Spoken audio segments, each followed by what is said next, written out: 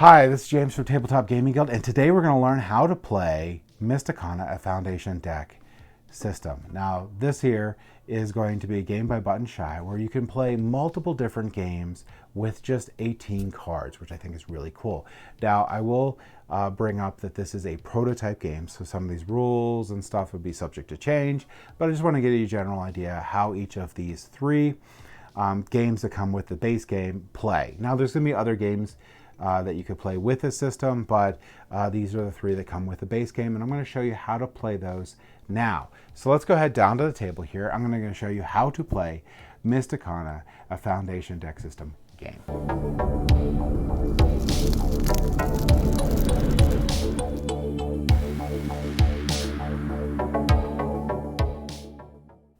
All right, so this is Mysticana, a Foundation deck. Now, what that means is this can actually be a game system. You can play multiple different games with just these 18 cards. There's going to be some base things that we're going to look at, but this is going to be, out of the box here, there's going to be 3 different games you can play, which we'll go over in a minute. But you're going to have these cards here, and they are going to run from 2 to 6 and have an avatar card. And you're going to have 3 different ranks or 3 different elements in this game. You're going to have your fire, you're going to have your earth, and you're going to have your water. Now, these are going to work in a rock, paper, scissors type way. So the way this is going to work here, so let's set these up here, is you're going to have where earth consumes water, water extinguishes fire, and fire scorches earth. So they're all going to have weaker or higher. That'll matter for some of the games in here. And you'll have the rank, which is going to be this number here. This is going to be the elemental type. And you're going to have the name. So here's going to be, this one's going to be Astra. This is going to be Guardian. Now, they're going to be the same for each. So 6 here is the same as 6 here. So here's the 5 Guardian. And then you're going to have the 4 Dominion. Then you're going to have the 3 Spirit. You're going to have the 2 Sanctuary. And you're going to have the 1 Avatar. Now, these are going to alternate. So this is a creature. This is a location. The next 4, so 3 will be a creature. Then we'll have a location. Then we'll have a creature. And then, or sorry, did I mess that up? Then we'll have a creature, sorry. And then we'll have a location. Okay, so again, what we're going to have on the card is we're going to have the rank, the elemental type, the name, and the type. So that's going to be the elements of these cards and basically what you're going to be using in all these different games. Now, the first game we're going to go over of 3 for this core base game is 9 Perils. So the way that the 9 Perils works is you're going to shuffle up these cards. So we're going to shuffle up these cards for 9 Perils.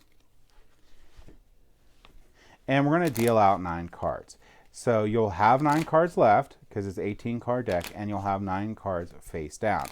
So hopefully I have shuffled these enough, and we'll see because I separated them out to show you. But sorry. Shuffle it again. We're going to put the 9 face down. See if I can get this so it sets on the screen here. So 3, 6, 9. So we have 9 out. Okay, so what's this game? Well, the prophecy foretells 9 great perils, warning of coming doom. As a seer, you must peer into the future and find a path to avoid these perils. 9 Perils is a quick but puzzly solo game of arranging a sequence of events to avert 9 disasters.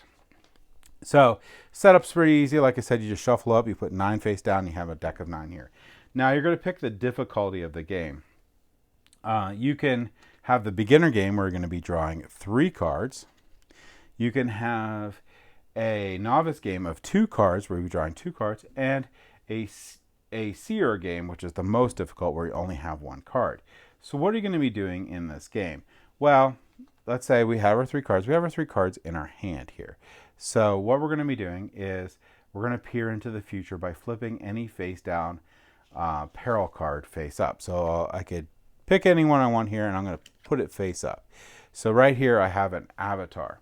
Now the avatar I didn't mention, but the avatar is different on each one. So the value of this one here depends on the game that you're playing. So in this case, an avatar has no rank. Rank is going to be the value. So this guy right here is going to have no value. Now it's going to be very important when we play our elements, because we're going to need to pay attention to elemental weakness. So where fire scorches earth, if I play this earth here, this earth is going to be a 1 instead of a 2, because it'll get a -1. So it's very important to realize. So I'm then going to prepare. So I'm going to draw a card from the deck. So now I have another card. And then I'm going to strategize by placing a card face up into the row. Now I don't need to place it underneath the card that I flipped up. I could place it under any of these cards, and there could only be one under each. So in this case, I could place this blue card over they're both avatars, but this one's a higher rank, so this one will beat this card. So I'm looking to either beat or tie, but I'm looking not to lose. Now, one thing to remember, though, when you're going through these, one of the cool things you can do in this game is you can tie. So if you tie, the outcome of this and the next cards are going to be determined by 2 cards down. I don't have a tie here, I have 1, but let's keep on going here. I'll go ahead and flip this card next. And another avatar. I didn't shuffle well enough, and I draw a card here. And I will just easily defeat this card here. All right, so we'll go ahead and flip this card. This card right here is going to be a 6. Oh no, that's going to be really hard to beat. But I have this blue 6, so I could place this here. I really did not shuffle very well. This card will be my next turn. I'll flip this one for Dominion. Get a card. Fire beats Earth, so we'll put that there. Now let's say, for one reason or another, we tie. So we tie here. So what will end up happening is, let's say we already resolved these. We'll just throw cards under things to show you an example. So here, we'll place this. We'll place this here. We'll flip this card over. We'll place this card here. We'll flip this card over. We'll place this card here. Yeah, whatever. We'll place this card here. And we'll place this card here. All right. Now, in this case, we would have lost the game immediately right there. So we lost. If at any one time you can't resolve a threat, you've lost. But let's say this is the start of the game right here, and we have a tie, because I just want to show you that. If we have a tie here, we're going to skip this one, and we're going to look at this one. And since this one beats it, we're going to go ahead and flip this over, and we're good for this one too. So we flip these over. So we have taken care of all these perils. Then we're going to look at this one, complete this peril, and complete this peril, and so on. But we would have started from the left and gone to the right. And that's simply how you're going to play 9 perils. You're basically trying to avert all the perils, and the cool mechanism in the game is tying when you want to try to skip one that you might not have been able to beat. All right, the next game is going to be called The Path Ahead. So in The Path Ahead, in every corner of the realm, travelers engage in timeless game of deduction and chance. The Path Ahead is a light game where players take turns guessing whether what lies ahead on the path is stronger or weaker than what they've already encountered. So we're going to go ahead and we're going to take this deck here, and you're going to go ahead and shuffle it up. Now in this game, the avatar is rank 1. So you're going to have cards 1 through 6. And again, the avatar card has this symbol on it. So there'll be the 3 elements, and each of them will be 1 through 6. And you're going to choose a player at random to be the first player.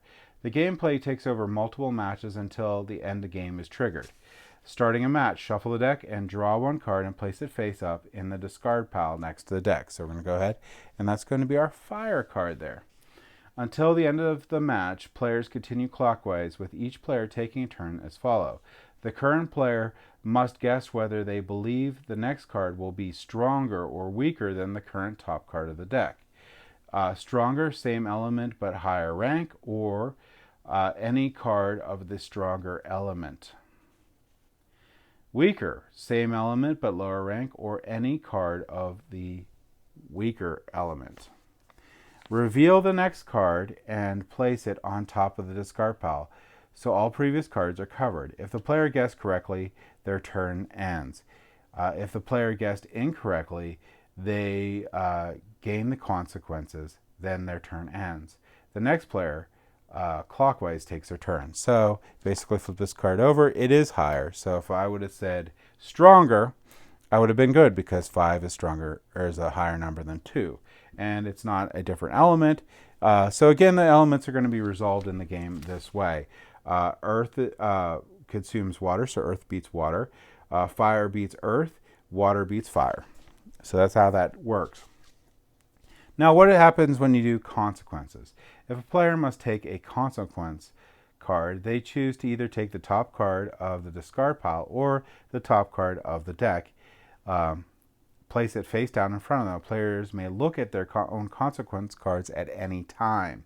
After taking a card, the player has 2 cards of the same rank or 3 cards of the same element. They show those cards to the other player and they immediately discard them in the order of their choice to the discard pile. So in this case, if I had 3 blue, if I had 3 blue, I could discard them. Or I had 2 of the same rank, which is the rank, so that's the number on the top, I could have discarded them. Refreshing deck. Whenever the deck is empty, shuffle all the cards in the discard pile into a new deck, then draw 1 card and place it face up in the discard pile to form the new discard pile. End match and scoring. When a player has 3 cards in front of them and they were not able to discard any, each other player takes 1 more turn, then the match ends. The player each total up the ranks of their cards and record their score. So the game doesn't completely end at that point, but basically, so if I had these 3 cards in my hand, I would have scored 12 points. The game's going to end when one player has 20 more points and the player with the lowest score wins. In the case of the tie, the youngest player wins. So that's going to be how you play the path ahead. Now, next we're going to go over the Sorcerer Showdown. So we're going to go ahead and shuffle up this deck here. And 2 sorcerers, this is going to be a 2-player game, clash in battles, each spell and counterspell growing less predictable as they wear down. Sorcerer's Showdown is a game of outplaying your opponent, calculating risk, shrinking hands, and rising chaos. You're going to require this deck here and win every clash in a single round to win the game. In this game, the avatar is going to be rank 1. Again, the avatar is going to be this symbol right here. That's going to be rank 1. So you're going to have the 3 different elements there, and they'll be 1 through 6.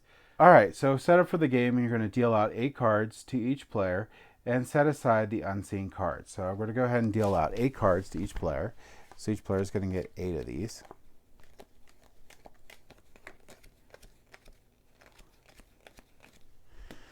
All right, so we have 8 cards. We're setting aside the unseen cards.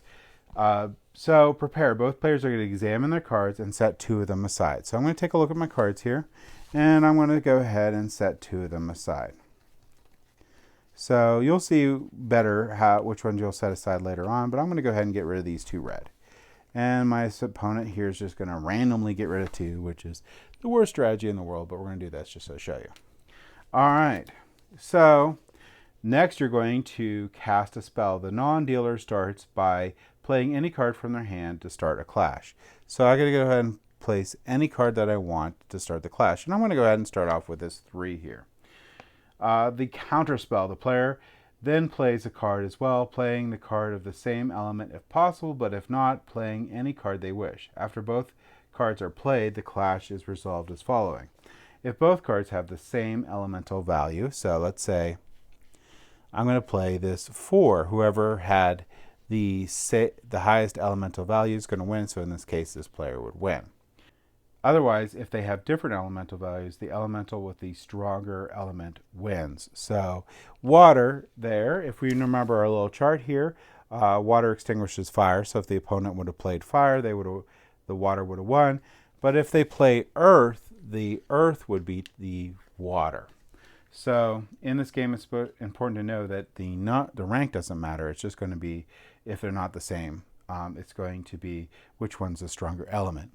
But you do need to play the same element if possible, and in that case that'll win. Then they'll put the card over by them. So what you're going to be doing here is the player who won the clash places both cards in a single face-down stack in front of them to indicate they won the clash. If the clash was won by the avatar, then the winner overwhelms the loser and may steal a previously won clash. So the avatar is going to be really hard to win with.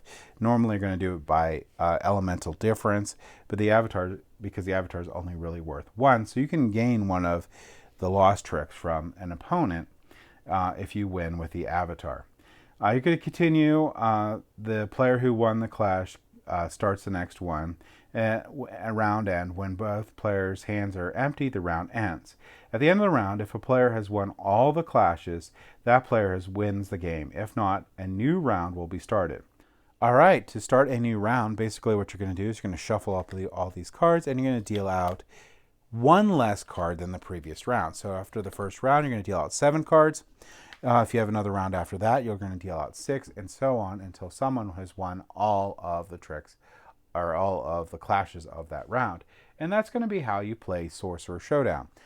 Okay, so that was 3 games you get to play with the Mysticana, a Foundation deck system. Now, this system comes with 3 different games you can play. Theoretically, more can come out, and you don't need to have any other cards because you can just play with these. You can make up your own games with them. So the system here has a lot of flexibility. There's also at least 2 expansions that you can play with this game to give you 2 more games you can play with this. So that's how you play Mysticana, a Foundation deck system. This is the base set. Thank you for watching.